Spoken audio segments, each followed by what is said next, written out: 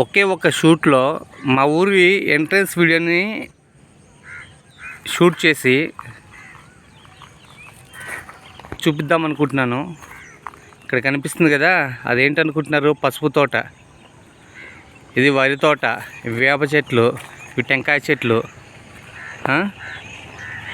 అంటే కొన్ని వేప చెట్లు పెద్దగా అయిపోవటం వల్ల టెంకాయ చెట్లు లెఫ్ట్ సైడ్ ఉన్నాయి, కనిపించట్లేదు. ఇది వచ్చేసి తమలపాకుల తోట, ఇది వచ్చేసి సొప్ప, ఎనుములకి వేస్తారు. ఇక అటు చూసారనుకోండి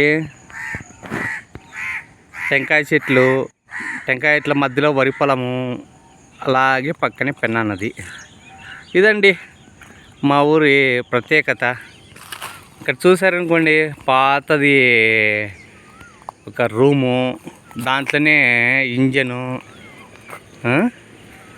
రావి చెట్టు, వేప చెట్టు కలిసి ఉంటాం ఒకే చోట పొలంలో చూస్తారు మీరు. చూడటం మీకు పెన్నా నదిని ఇంకా చూడాలందా? అయితే పదండి చూసేద్దాం. మీకోసం జూమ్ చేస్తున్నాను. జూమ్ కరో.